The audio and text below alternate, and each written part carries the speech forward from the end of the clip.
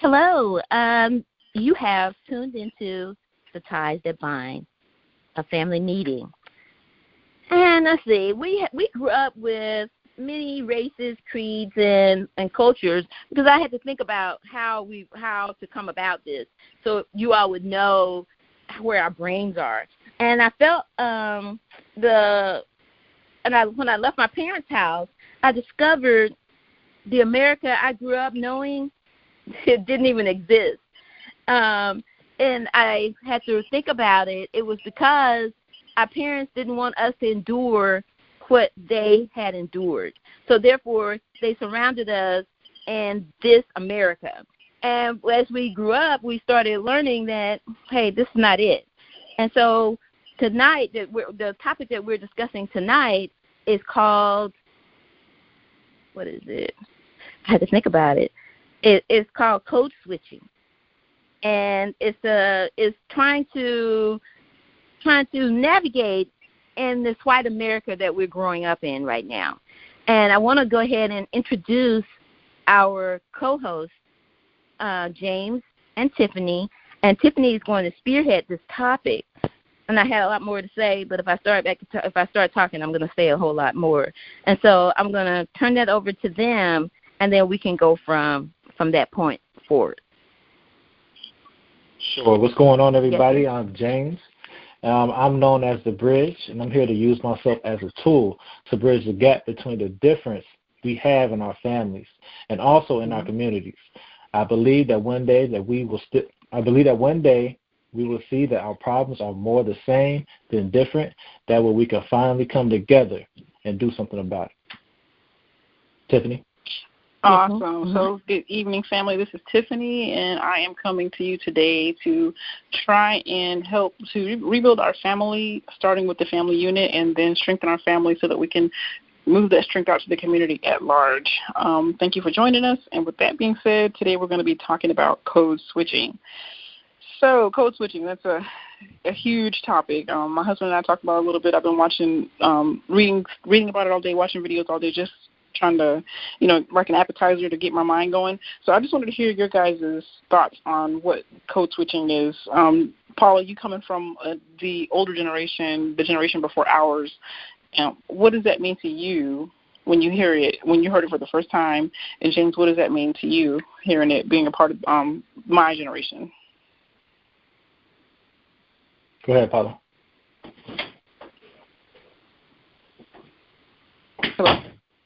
Hello? I think she might be having some technical problems. So James, go ahead and take it, and then when she comes back in, she can give her idea. Sure. Absolutely. When I hear of code switching, and actually understanding what the definition of the word is, I see the things that I had to go through growing up. And what I mean by that is coming up in a pretty mixed neighborhood for the most part, but it's also on that side of town that is really racist, like really segregated in a sense, and you see a lot of racism going on. Right. So whenever I was to go to school, there's literally no bathrooms that I can go into that I didn't see a stick figure with a rope tied around his neck with the word nigger written up under it. Right? Not one. Any man's bathroom. If I go to Walmart, you see the same thing. Any bathroom at school, I see the same thing. So this kind of plays a role with your psyche and how you feel about yourself, and also how you want other people to see you outside of what you think they already see you as, right? Which is somebody who was once a slave at one point, and you feel like they don't see you as anything better than that, right? So when you have to code switch like that, you really go into different areas of your life. Whether it's school, you got one way that you talk to your friends. And in my case, you got your white friends and you got your black friends. So you have one way that you might have to speak to your white friends because they don't know your culture like that in a sense, and you don't want to feel like you're that N-word that you see written on the wall right? So you might change up a little bit. And then when you with your friends, you gotta put on a whole other demeanor. Because I have friends that are in the streets. I had friends. I also had friends that were smart too, but the culture that I grew up in was more of a street type of culture. The street culture was not to say that your street friends aren't smart either, because they all have their talents and gifts. They might have just been misguided and focusing in the wrong direction with their gifts. Yeah, absolutely. But it was that street culture was the main thing, was where our culture was pretty much guided, and that style, that lifestyle was praised within our community. Everybody wanted to be a thug, right? So you have two different. For me, it was two different ways I had to speak to the white friends, to my black friends, a different way I had to speak to my teachers, and also when I come home, it was a totally different way that I had to speak to my parents. So it really affected me, and it's almost like you're 4 or 5 different people, and you got to display these characters throughout the day, every day. It's funny that you use the word character and not characteristic, because that's it's very very telling of the mindset that you have to be in as a young black person in general, just trying to survive in all these different environments that we're forced to interact in. It's kind of crazy. Well, you can say that, but it's different from a male perspective than it is from our perspective. And I apologize. I'm just coming back in because my thing just hung up on me. So, but yeah, and I agree with what you're saying, but I'm hearing what James is saying, because in my mind, it's very hard for us to see what the black man goes through. Right, so, and I'm not taking that away from him. Yeah. Yeah, I agree, but I'm agreeing with what you're saying too. But when he called it the street culture, he's talking about something totally different, because they're expecting you to act a certain way as a black man. They want you to. We'll talk about that on the second part of it. But that is something because I mostly was around the men. Because women are, that's a totally different situation. But women are something to behold. When women are not something to play with, I'm telling you. And so I just found myself either being by myself or I had male friends. Then and then at a certain point, you all cease to be friends anymore, because they're looking at you in another manner. So that's the story too. But I didn't want to cut you off, but I wanted to spearhead on piggyback on what James has said. But go ahead. I wanted you all to know that I was here. Okay, yeah, we heard you. We heard you when you came back in. I just wanted to give a little bit of a background on how James and I grew up during the high school years. So we grew up. We went to a school that was fairly diverse for the area that we were living in. There were. Of course, everyone thinks in terms of black and white. There were black people and white people, but there were also a good amount of Hispanics. There were Native American. It was a fairly mixed environment, considering the city and the town that we were in. Now, the town that we lived in had annual Klan rallies right down the middle of Main Street. So even though our school was very diverse, our school was very diverse, it was still in a very, very segregated and racist area. If that makes any sense. Right. Right. Now, our street that's the first time I've heard you say that, but go ahead. Well, it was just kind of like a thing. Like, it was just, the sky was blue, the grass was green, and there was a Klan rally every year. It was just part of it. You got KKK marching downtown. That's okay.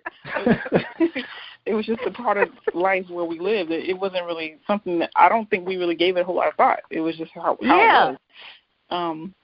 Wow. But like I said, our individual street that we lived on was fairly diverse. Yes. It was very diverse. Well, I would say fairly. It was a fair representation. Like, the school and our neighborhood looked about the same. But once you left our neighborhood or left the school grounds, like I said, there was Klan rallies annually, and you couldn't go certain places, and you had to be careful and that kind of thing. Yeah. Wow, that's really scary. But you know what? And can I say, I don't want to interrupt you on that. And no, go ahead. Because Daddy told me, it's like you all, I remember Daddy telling me that he had friends, he had some Caucasian friends, and he said he worked for this white guy, and he said one day they would have Klan rallies every week. And he said, and this day they decided to take their hoods off. And he looked over and winked at him. And I'm just like, Daddy, he's just like, that was just something that we endured. That's what we had to do. And I'm just like, oh, hell. And I'm just like, that is too much. When you said that just, God, you did a mind shift on me right then. I didn't even think about it. You all had gone through that. That's something you all never talked about. Well, because like I said, I mean, like the sky was blue, the grass was green, and the Klan rode through town once a year. It's just what it was.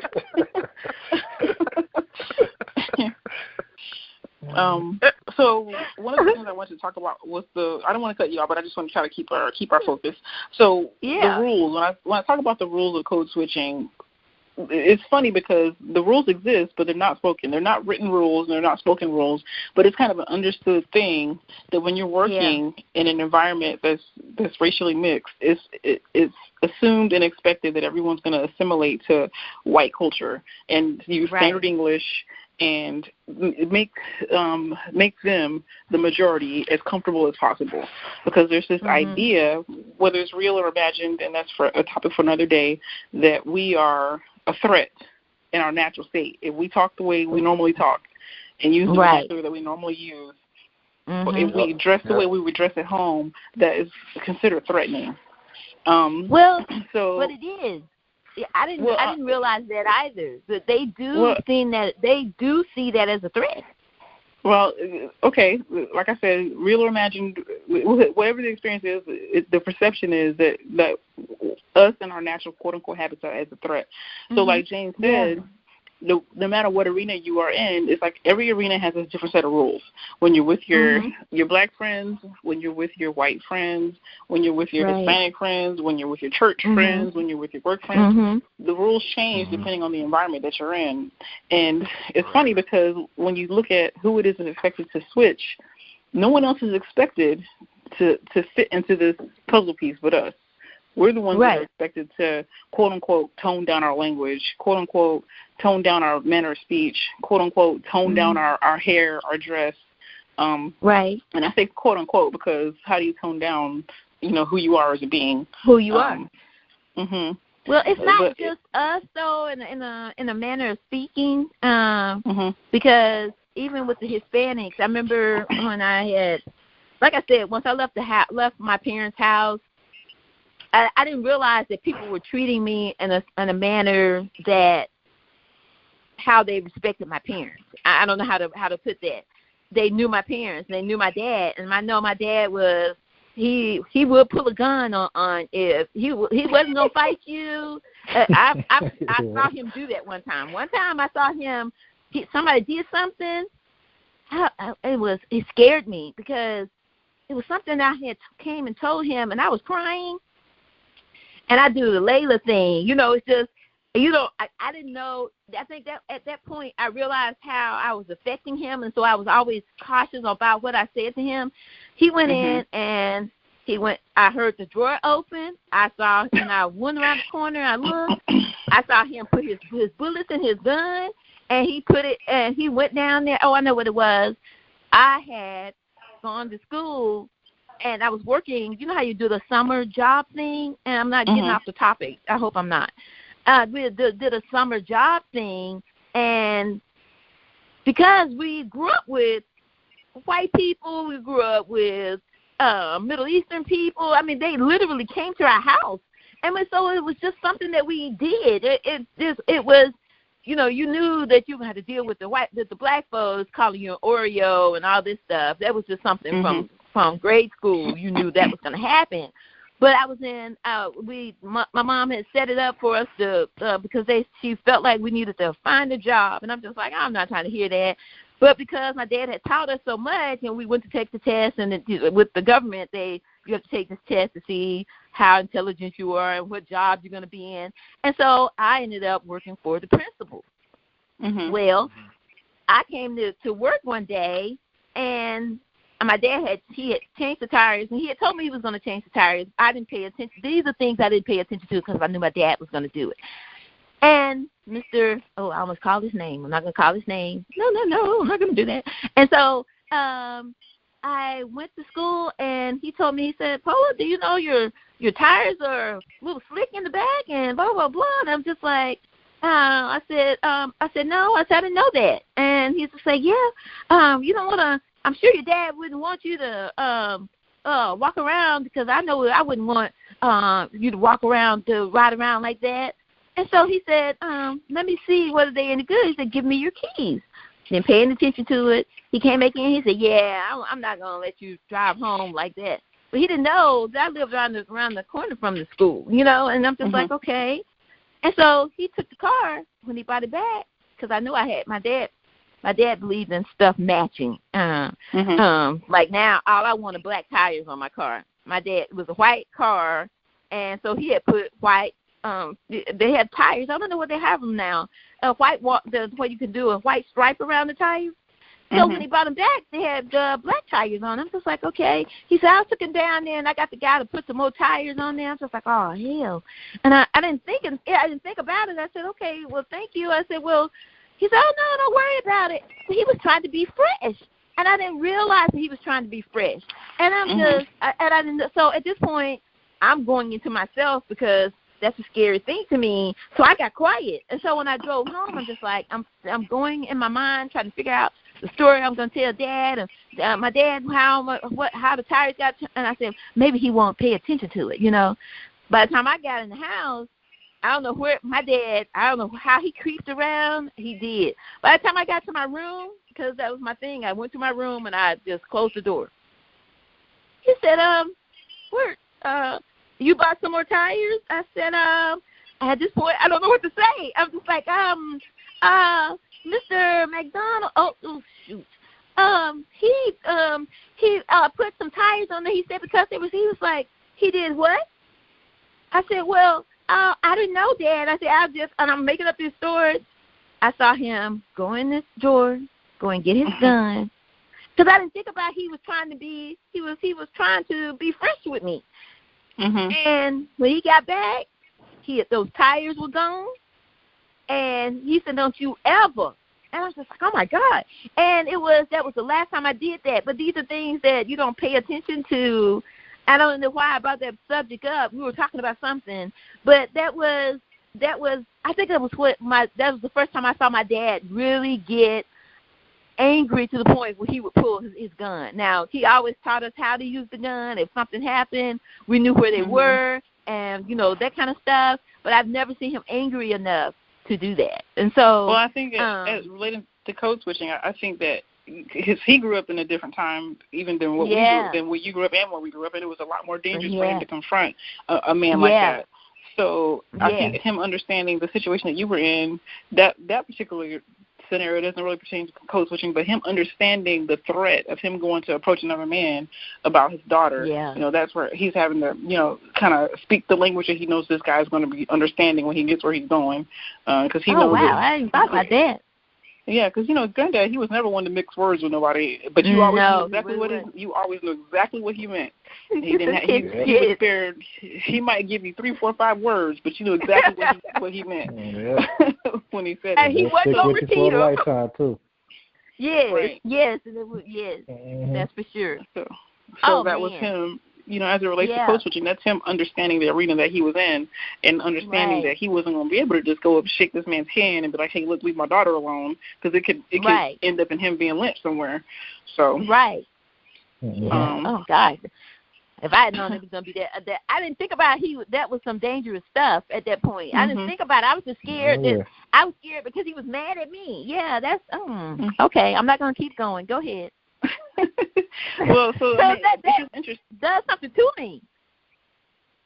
No, I mean, it's because when you're looking at this memory, from this perspective of the child, but when you look at it as an adult, right, and you look at it and you kind of separate yourself from the situation, you can look at it differently.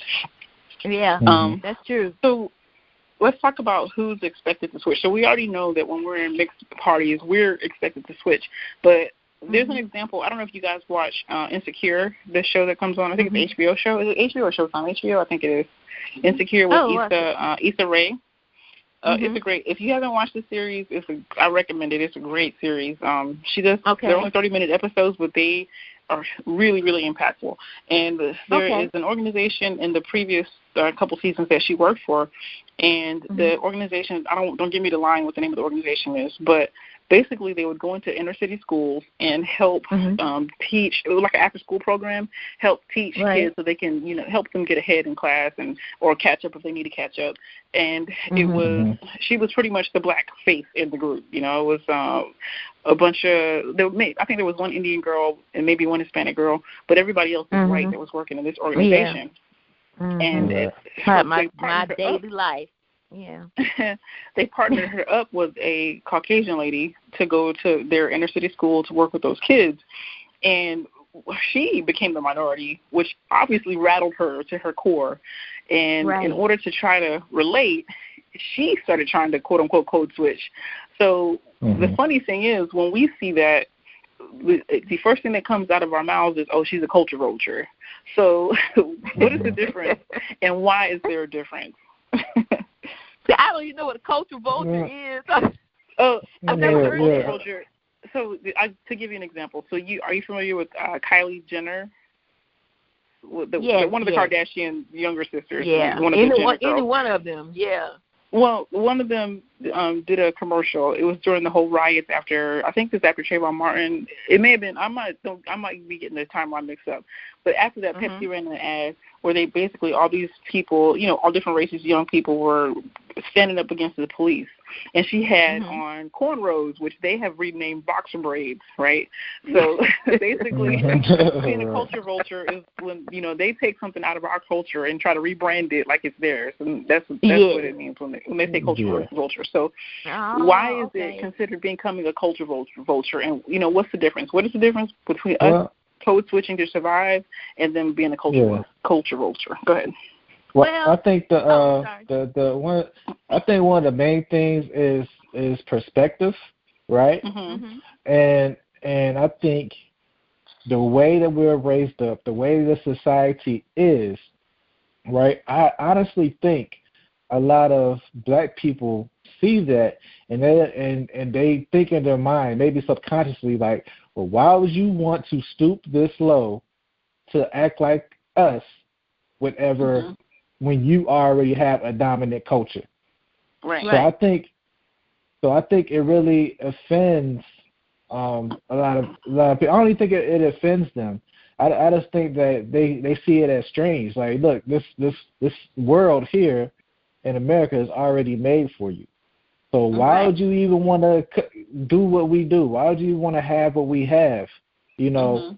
Just to try to fit in with us when you know what I'm saying, you see what's going on with us, you see how our culture gets treated, you see how our people get treated, so I think it's a lot of feeling about black folks in general not really seeing themselves as equal, because I don't think it'd be a problem.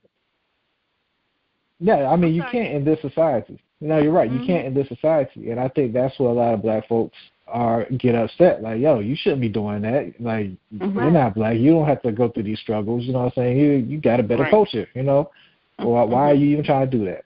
So that's my thoughts. And as far as them doing it, and I can't really speak on their side, but the way our culture's brought up, I think they feel like it's a cool culture. They want to have the things that we have. They want to act the way that we act, because I guess how we always take things ourselves and we kind of switch it around and make it cool. So I think they like that fact that we're like that. So that's what I have to say about that. Well, Go ahead, Paula. I'm sorry. No, there is. How do I say this? This is from the definition that you gave for a vulture culture. I think I'm pronouncing it right. This is where I draw the line. Is you trying to mimic the way you think I talk, you know. And you can always tell they're trying to talk about a African American or a black person, and they'll start this ignorant talking. I'm just like, what the fuck? What are you? I'm sorry, forgive me for cursing. I'm just like, what are you? I said, because they were saying something I had said, but to let them know that they were talking about me, they went into this dialogue, this diatribe, and I'm just like, I said, and that's supposed to be me? I said, you have never heard me speak in that manner. I said, we weren't raised to speak like that. I said, as black people are just as diverse in color, skin tone, as we are in our language, the way we speak and the way we talk about things. And I think that because we do things and we make it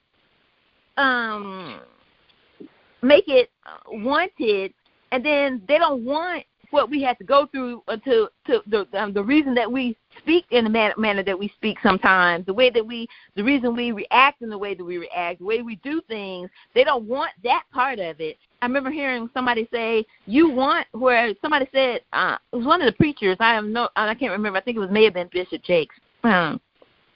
Somebody told him that they couldn't wait to get to the point to where he is. He said, but they don't know the struggle that I had to go through to get to where I am. And so I remember I was and James had met them when he came to Dallas, and I liked them. They were really cool white people. But Chris Rock had did this little thing, and I was listening to it, and it was really funny. And I'm going to say this, and because we say it, doesn't mean that you can say it, the N-word. And he was just like, he said something about, he said, black people, he said, we are racist too. He said, we could be a part of the Ku Klux Klan. He said, because we hate niggas too. And he said, niggas, he said, he made the difference. He was going by what the dictionary said the GR part said it was ignorant, so-and-so, blah, blah, blah. So he was going by that definition. He said, and you go to the N-word and you would say, what's the word?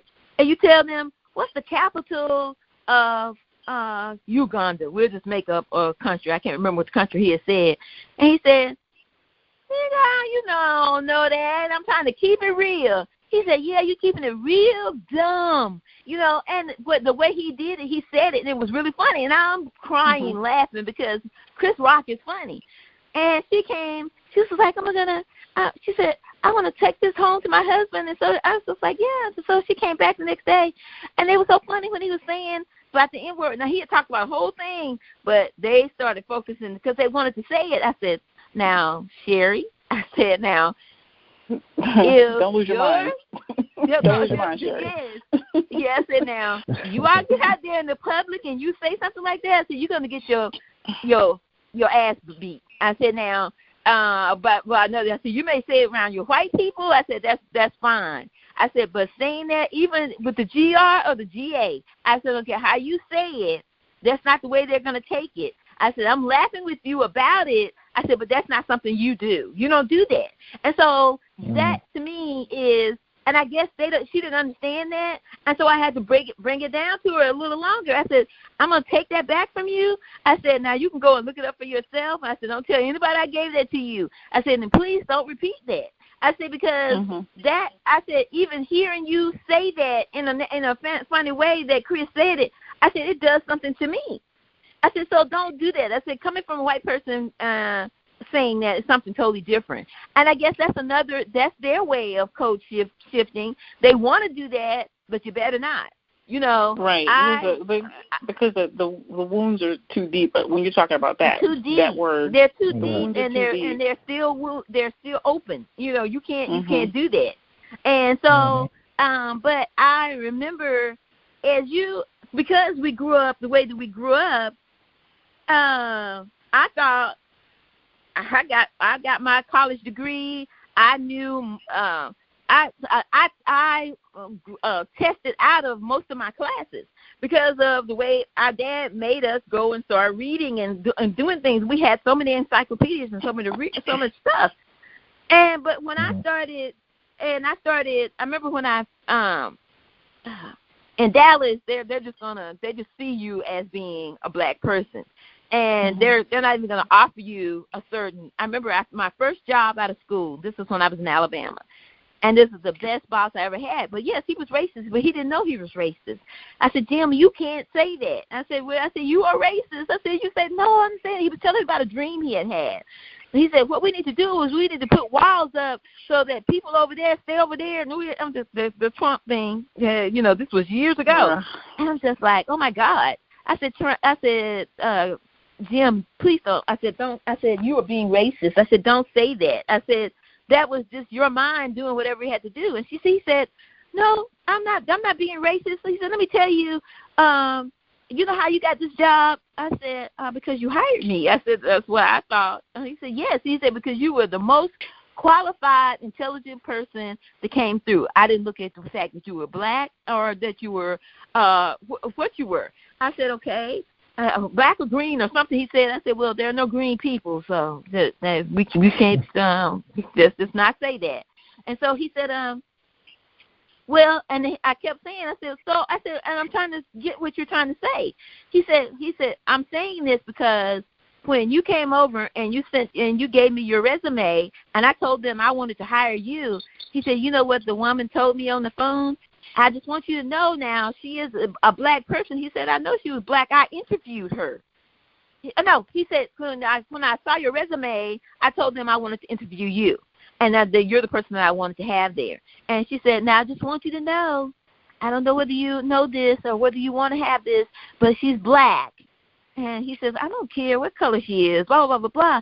He said, now, if I was racist, I would have never had you in my job. I said, Jim, I love you to death. I said, but for the mere fact that you didn't say that up until now, I said, what if you had been? I said, and I appreciate everything that you've done. But these are things, they're having to shape-shift with their own people because they looked at him in a totally different manner because not only was I black working for him, I was the first face you saw coming in that place. And when they had to have classes, I was one of the ones who were teaching the classes. And I remember hearing one of the white guys say, and I've heard somebody say this before. He said, we got into something about this woman. I won't go into the whole story. And I was just like, I said, I don't know what you're talking about. I said, you're just being racist. I'm not trying to hear that. We tolerate you people. I was just like, you tolerate me. I said, what are you? You people. That's another word for. That's the N word. The N-word. Yeah. But I want to try to pull us back to the conversation, if I may.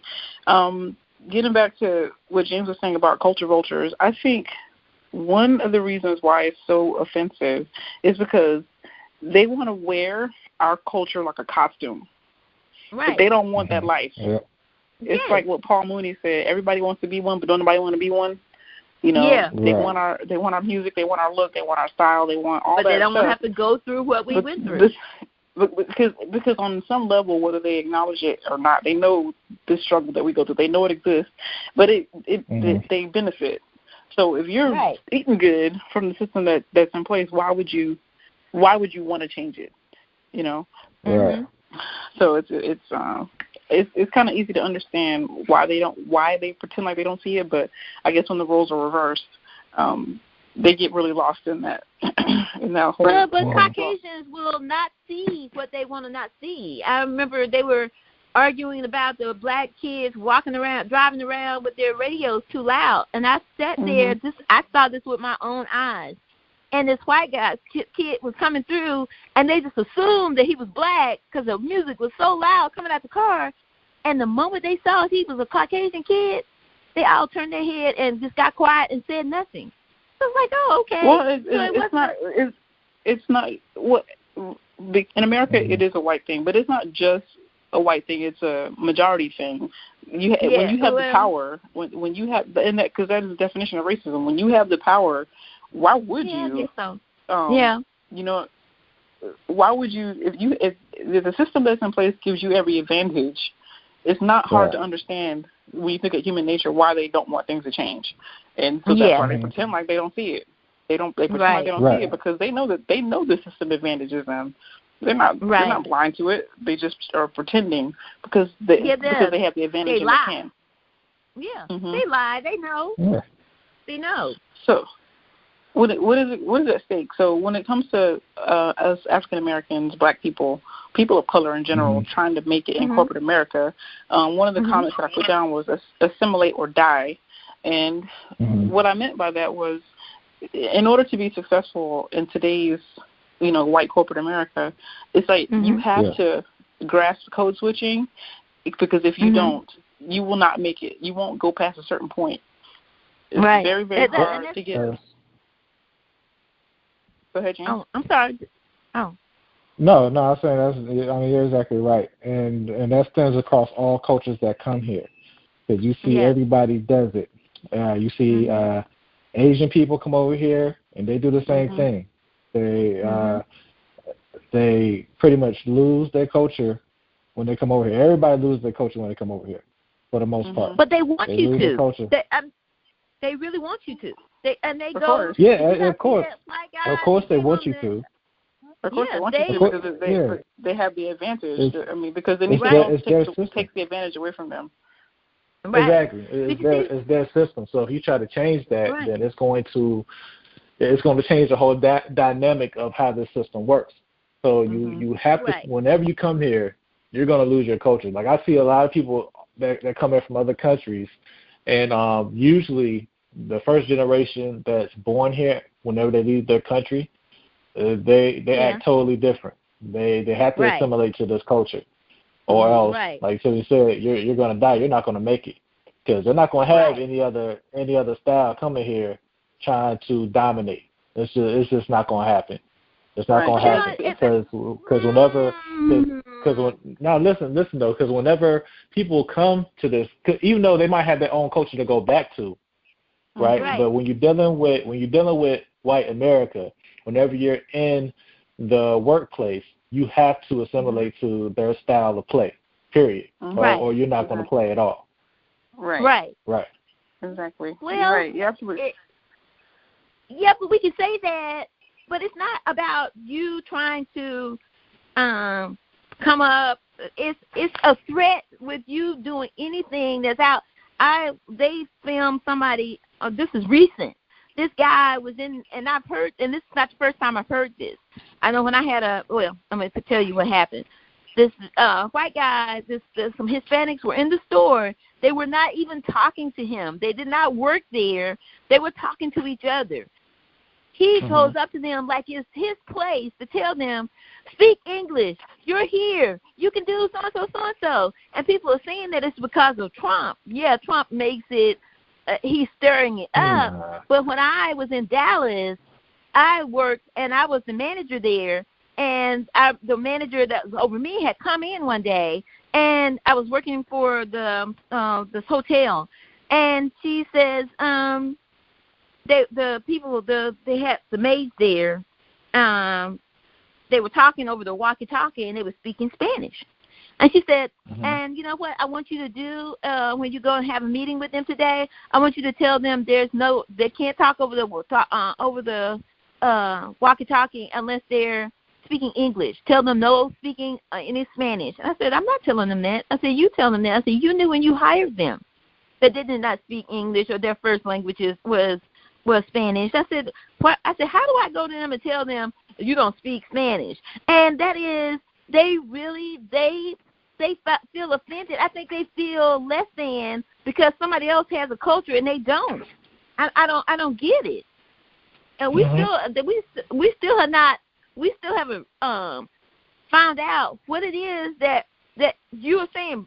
Bring your tired and you're hungry and all this stuff, but you feel, what is the word?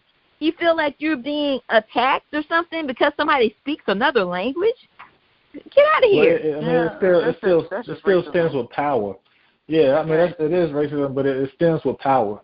Because the more people you bring over here to build this country up, I mean, it's going to do just that. It's going to build the country up. So they fly people out from all over the place to build this country up for whatever knowledge they might have. And most of the time, those people, when they get here, they don't go back home. They stay here because they're going to continue to build this system, right? So, but on the other hand, they still have to learn how to acclimate themselves to the people that are already here. Period. They get what they want. You know what I'm saying? They like you said, I heard this the other day, just like what you said. I heard it at my job. I work with government people, right? Yeah. I had a bunch of guys speaking Spanish, probably from somewhere, maybe like Panama or something like that. And there's one white guy walked into the table. Was like, look, we're in America. You need to speak English. You know, he came at them like that. You know, it's so funny. And it's so funny because what we forget about as Americans in general is that America is not just the United States. America is Canada. It's the United States of America. It's Mexico. It's Brazil. All those places are part of America. It's all America. But you know, the United States has become so arrogant that when they hear America, they think of only themselves. And when I say themselves, I'm talking about just white Americans. Because even the foreign countries, when they refer to Americans, they're not talking about all of us. They're just talking about white people. Yeah, they're talking about white people. Yes. But then again, you know, we're kind of straying away from race relations is one thing, but I don't want to stray too far away from the code switching topic. What I want to talk about next is the cost of code switching, and when you forget the code for where you're at. How many times have you heard someone, Paula actually said this word earlier, and it kind of made me tingle because I'm like, we're getting to it. We're getting to this. This is the good part. How many people, how many times have you heard your peers in other groups say that you're talking white? Yeah. By speaking standard English, they say you're talking white. Or Paula said the key word, the same, Danielle said it a couple of weeks ago, her friend called her an Oreo because you're black on the white side and you're white in the middle. How many times have you heard that you're talking white or you're not talking black? Yeah. I hear it all the time. And I don't know. And they literally look at you differently. They think that you're trying to. They think it's like you're trying to be something else. I am the blackest person there is. I am. When I say black, we go to color. I'm not talking about that. I'm talking about I fight for every cause, and you can't tell me that you're gonna think that I'm selling out, because that's really what they're trying to say, that you're selling out. You're a sellout. Exactly what they're saying. I was watching a video. These young men were talking about code switching, and it was maybe like a 30-year-old guy, 35 years old, talking to a guy that was like 20, 21, and he asked him, like, what does it mean to you when you say you're talking black? And he's like, you use slang, or you try to sound cool, this, that, and the other thing. He's like you're talking white. And he's like, I resent that because I am a black person. I'm a black man, and I speak like this. So I'm talking black because I'm a black man and I'm speaking. There's no, there's no right way to talk in order to be considered black. Exactly. But it's a sad state. It's kind of like that crabs in a bucket thing where people hear you speaking standard, quote unquote, standard English, and they think that you think that you're better. And it's like, I'm speaking the language that I was taught. Yes. We went to school for this. Because we grew up here. Why is it a problem for me to speak proper English? I don't understand that. So I found myself when I was learning how to, code switching is something that you start picking up gradually in your grade school years. And by the time you're a teenager, you're pretty much proficient and you understand the rules of the game. And so when, as I was starting to come of age or whatever, I basically, I used to call it being bilingual, not realizing that's what I was doing. Because if you don't, even within our culture, if you don't assimilate, you will die there too. Because our people will kill each other if you don't play by our home rules. Yes. Yeah. It's just like I don't know if you ever seen the movie Sorry to Bother You. I don't think Real funny movie is about Lakis Stanfield, the one guy that played in Get Out, the first dude that got kidnapped or whatever. I remember. I didn't know what you're talking about. I didn't watch it, but I did see that it's kind of a new movie. Yeah, it's kind of a new movie. It's kind of a new movie, but he was a guy that worked on telephones, and he used to call people, try to sell products, right? And then he had one of his coworkers that was sitting right beside him. These are both two black guys. Coworker sitting right beside him, Danny Glover, right? He's like, well, you know what you got to do? He said, you got to start using your white voice on the phone, right? And then he started calling people and practicing his white voice, and he started making all these different sales within his job because he was trying to use his white voice. It's a funny movie. I mean, the movie takes a further turn after that, but it was just that part right there that kind of reminded me of it. He had to use his white voice just to get by at work, So that was funny. Yeah, you really do. Yeah, I mean, and that is, but with me, I guess I'm a linguistic person. I can tell. I don't care how proper you speak or I can tell by your voice what race you are. And even with, and I know I was telling you, Tiffany, something, and I was just like, I said, you all have that creamy voice. I said, but I know your voice every time I hear it. But it's that Native American sound that's in your voice. It's something. It's that Native American, African American thing that's there, and you can. You don't. I think it's just like if we stop seeing the outward of us and start seeing who and what we're actually encountering, and it doesn't matter how well they speak or. Because I remember I grew up with folks saying, "Oh, she speaks so well." It's what? Okay, I can count too. Right, I mean, whatever. Right. What are you saying? Yeah. But you have seen that but we grew up, and I don't know whether they were. My dad was all about education, and if you're gonna speak the word, you speak the word. And stop acting like you don't know anything. Stop acting like a nigga. Yeah, just because what they meant by that was you're acting like a slave with the way that master wanted you to sound. It's one thing we sounded like that because we didn't know the language when you brought us here, and a lot of things was broken English, and they'll make it seem like they were ignorant, but they weren't. And so we have to. A lot of this is. You can know who you got to know who you are, and you can do that when you get out there because most of the my Hispanic friends, even I had a very good, and if I saw him today, we would probably go back to just being really good friends. And he was from Iran, and he spoke perfect English, but guess what? He kept his culture. He was what he was. And he would do that around other people. He would let me in because he knew that I got him, but he would never allow his culture to be taken away. And the thing that I'm finding is that with us, we have forgotten our culture. It's one thing to sound, because you can go to Great Britain and you really don't know who you're talking to. I went over there, and I have been doing business with this guy for almost 6 months, and because I only talked to him on the phone, and we passed back and forth, contracts and stuff. When I got over there, they all sound the same. I don't want to sound just like anybody. I'm curious about that because we actually have an aunt on our father's side that she's been living in Europe for. I don't know, something like 15, 16 years, maybe longer than that. And she, when she's with us, she sounds like us, but she also can speak with a very perfect British accent.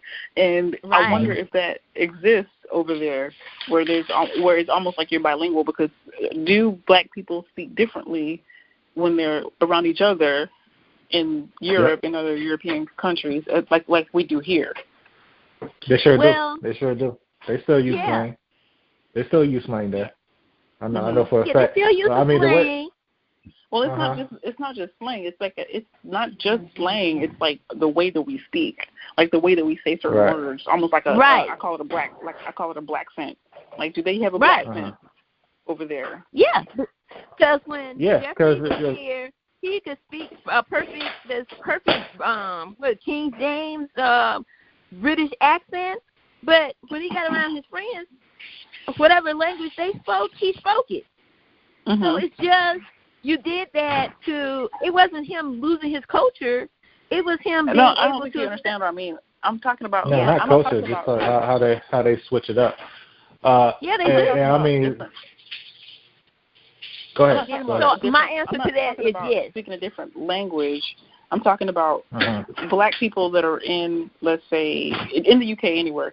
Black people that are in the UK that are born in the UK that are not from other countries, like maybe different countries in Africa. I'm talking about people that were actually born and raised in the UK, so just like we're born and raised here in America. Do they have what I call, quote unquote, a black accent like we do? Yeah, because a lot of them, when they're speaking to them, they still have like strong roots. I want to say it's like the West Indies in a sense, so they kind of speak in that manner. Even the Africans that are there kind of speak, and it kind of sounds like they're Jamaican in a sense, you know. So I see what you're saying. Yeah, I say they do. Yeah, they have that black culture, and then they have the I guess Caucasian or the dominant culture that's also there in the UK, where they switch it up, or they have to, switch up their mannerisms in a sense to speak to different people there. Yeah. Yeah, because they laugh different. That's funny. They really do. I've never been in a European country.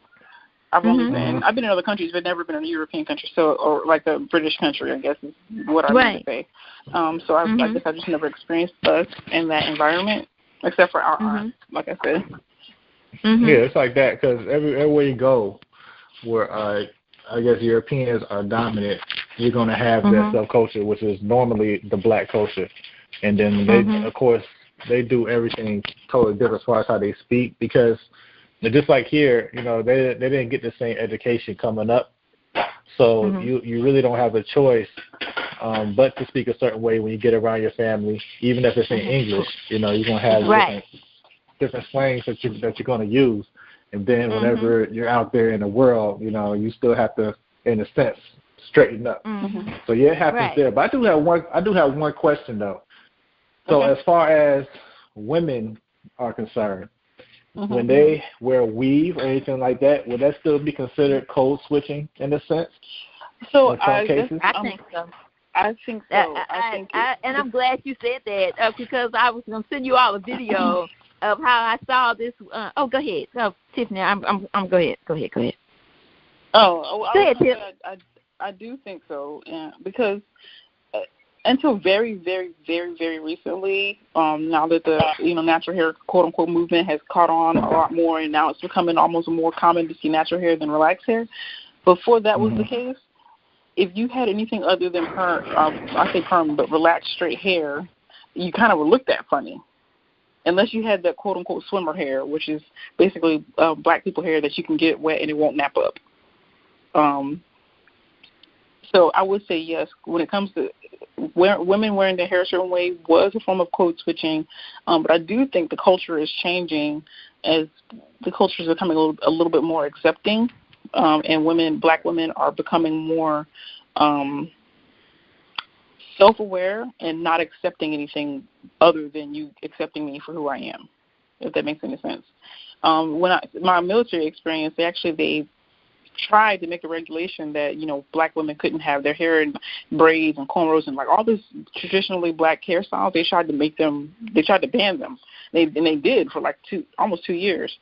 So you can call it a protest. You can call it me not knowing what to do with my hair. I just started wearing my hair in an afro, because if you don't want me to wear it in braids or cornrows or whatever, then okay, then I'm gonna have an afro, and it caused a lot of issues for me. Can you guys hear me? You both got really quiet. Yeah, I hear you just fine. Okay. Yeah, I sorry. I pressed mute. I'm sorry. I'm thinking I'm talking. But yeah, it definitely is a form of code switching, or it can be a form of code switching for black women. I think what I've learned is, how do I say this? The darker skinned black women do not want to be want you to see their hair natural.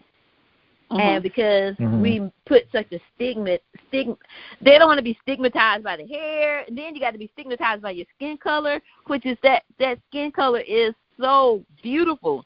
And it's only from a place of where people knew who you were, and they had to break that down in you, because I won't even go there. I don't want to go into another subject. But I have found that once you start to, because they're always so inquisitive about your hair, and they want to touch it, and they want to do all that kind of stuff, and it's just like, instead of just saying, don't put your hands in my hair. I don't want you to put your hands in my hair. But I have found that certain people, when they want to look more Caucasian, they either will put on wigs, don wigs, I was going to record this and send it to you all this week. I was watching a Judge Mathis show. I don't know which show it was. The woman came on there, head full of weaves. But she looked, she had a beautiful face. Why she had it on, I don't know. But then her roots were nappy. And I'm just like, okay, do you not think that people can't see? And I hate that word nappy. God forgive me. Her hair was fuzzy.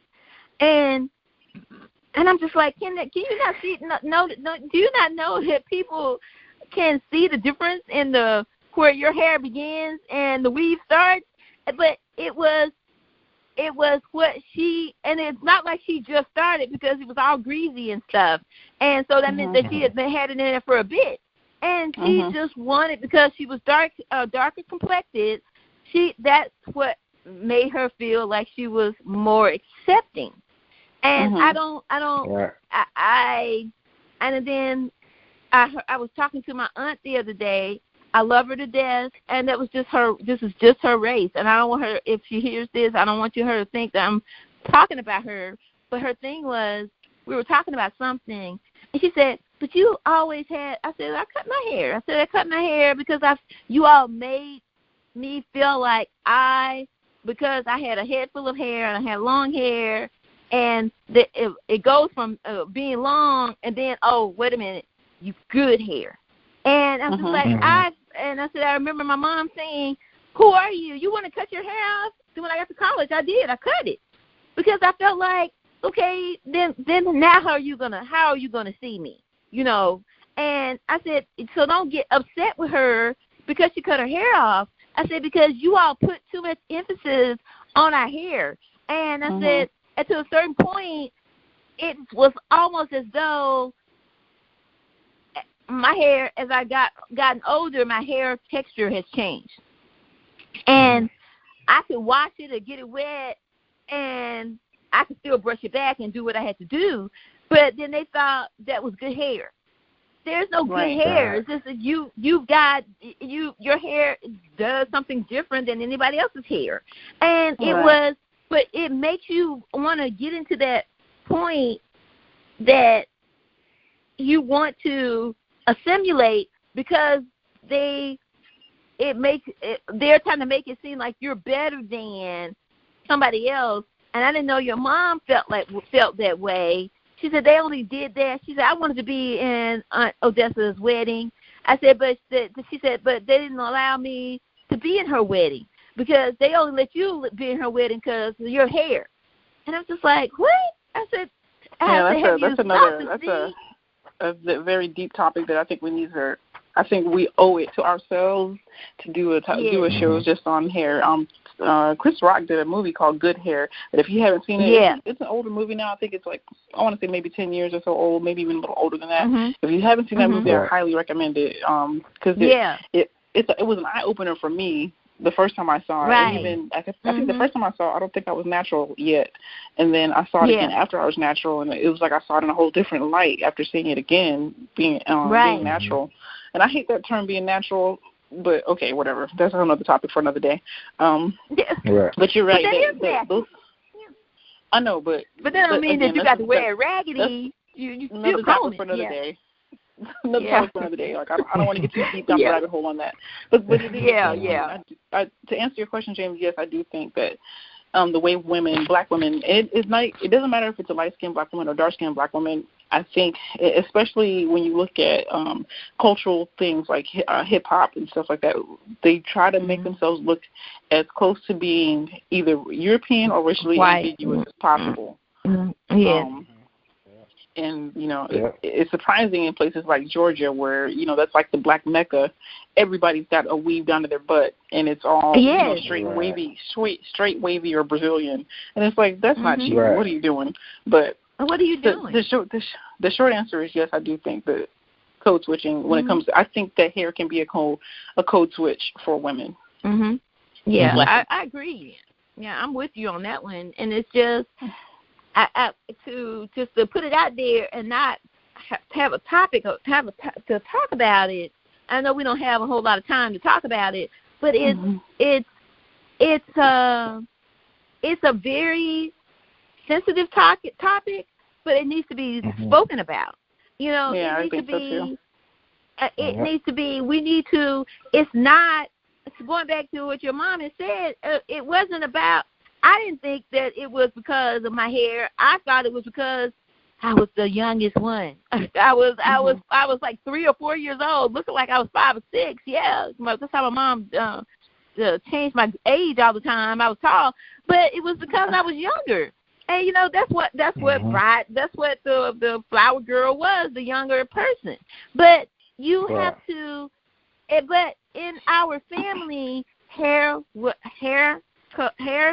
and skin color were top of the line. It does just who and what you were. And so, you're right. This is we going down the rabbit hole because this really is too deep to start talking about. But I can't believe you even brought that up, James. You said. I want to get both sides. I just want to get all sides. Yeah, but we need to talk about this a little bit further. That's what I'm talking about. We need to talk about a little bit more. But just not today. Yeah, we will. Yeah, so because y'all got me in a quandary right here. There's a lot of stuff I want to talk about. But yes. Oh, hey, write it down, and we can add it to we can add it to the playlist. Yes. Yes. I agree. Having said that, we really do need to wrap it up. We're getting close to our hour mark.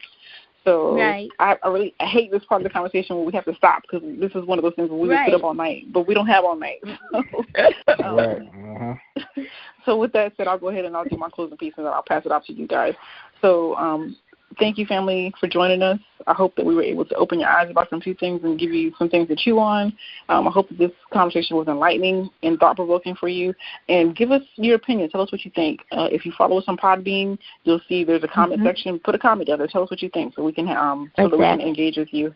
You also can email us if you look us up on Ties That Bind. If you look at our picture, click on any one of our pictures, it'll take you directly to tiesthatbind.com. Click on any one of our pictures, and it'll take you directly to an email link so that you can email us. Yes. And we'll talk to you soon. Yes. I agree. Right. Well, Mr. James. Well, yes. Well, in this life, we are taught many things, but I challenge you to find what matters most, and that's narcissism. Know your past so you can operate in the present to secure the future that you always dreamed of. Thank you, family. Exactly. And I would say I'm not going to talk because, I'm the talker.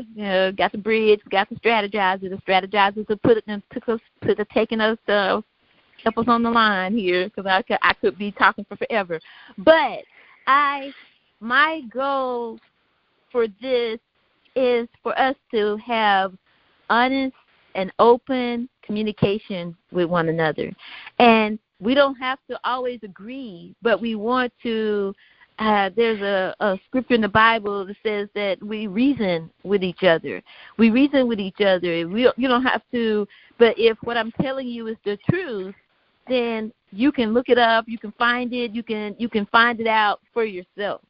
And so that was our goal, to let you know where we are, where we were last week, what our goal is. Our goal is for us to have an open honest communication with each other, and that we can be one, and we can actually be a family. That doesn't mean that we're all going to get along all the time, and that we're all going to live in the same house. That doesn't what a family. We can love one another as God tells us to love each other. And to that, I'm going to stop, and I'm going to say, due to everyone, that we love you and we thank you for spending this hour with us, and we will speak with you soon. And be blessed.